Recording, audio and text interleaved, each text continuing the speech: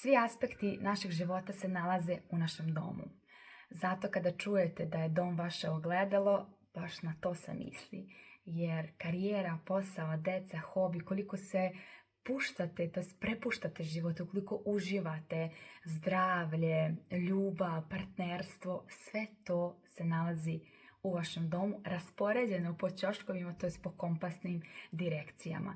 Tako, na primjer, karijere u severnom delu doma, mir, tišina, neko učenje, stabilnost nam je u severoistoku, istok nam je zdravlje, porodica, jugoistok novac, prosperitet, jugozapad ljubav, ženska energija, jug nam je ugled, slava, priznanje, zapad nam je uživanje, prepuštanje, severoistok predivna energija oca, neba, muška energija i nadam se sam sve rekla.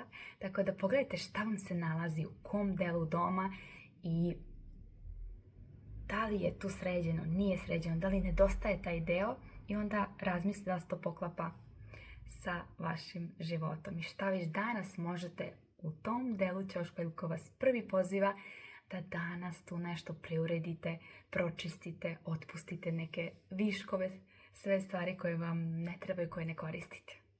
A mi vas čekamo na Feng Shui Membership u prostoru novih mogućnosti, jer kada pokrenete energiju u domu, vi se otvarate za nove prilike i nove mogućnosti u vaš život. Na linku u opisu profila se možete pridružiti. Čekamo vas!